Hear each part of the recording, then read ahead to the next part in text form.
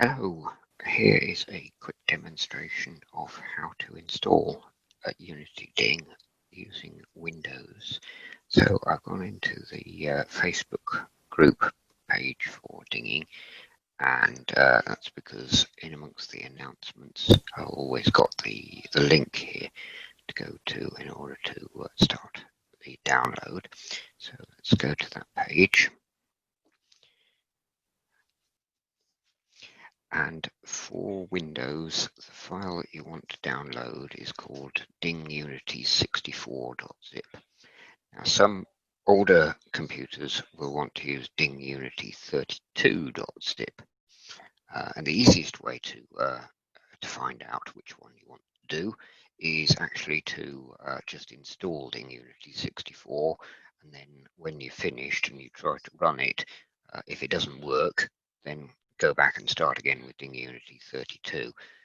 There's an alternative way of doing it, which is to go into Windows Explorer if you are familiar with doing that, and you can have a look on your C drive. And if you've got this folder here called Program Files brackets x86, then it means you can use dingunity 64. So most people these days will have that folder. But if you haven't got that folder, then you need to use dingunity32.zip.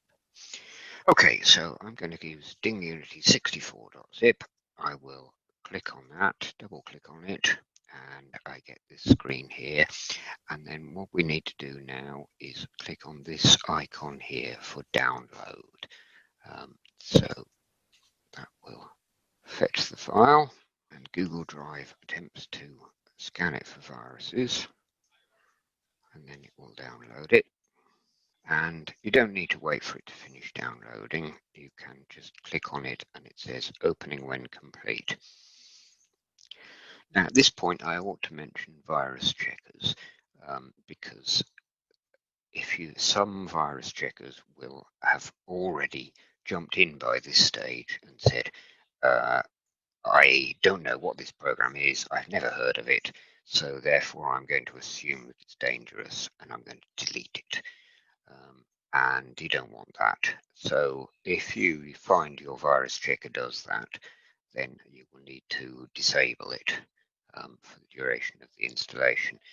Norton Antivirus is a particular offender on that score.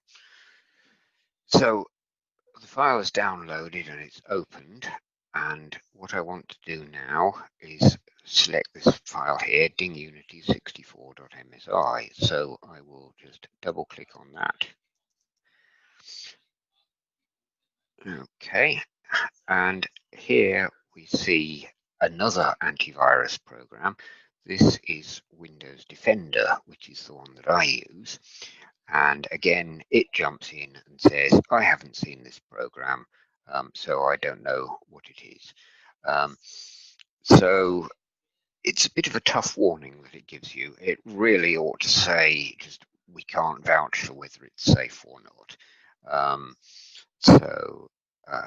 But what it makes it very difficult for you to move forward, because there's a hidden technique. What you actually have to do here is click on more info, and then you get a button that says run anyway. So you can say, yes, I know where this has come from.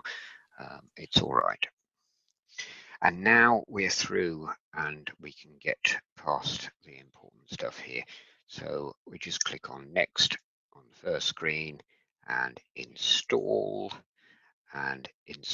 again. And the shield tells us that after this, we're going to see a little screen which has just popped up on my screen here, which you won't be able to see in the video. But it says user account control. Do you want to allow this app from an unknown publisher to make changes to your device? And various bits and pieces below that. And I have to click yes. You'll have seen that every time you install any program. So I click yes and I carry on. And now it will do the rest of the installation, and it says finished, and we're done. That's it. We can close this zip file here. We don't need that. We don't need Google Drive anymore, so I shall close my browser, and the file is now on my desktop. There it is, Ding Unity 64-bit, and it will also be in my start menu. Here we are, Ding Unity. Okay, so either way you can get to it. You can double click on it and it should run. And it is at this stage where if this doesn't happen, if you don't see this, then that's when it's time for you to go back and run Ding Unity 32-bit instead. So from here you're able to log in, and I will make that subject of another video. So cheerio and thanks for watching.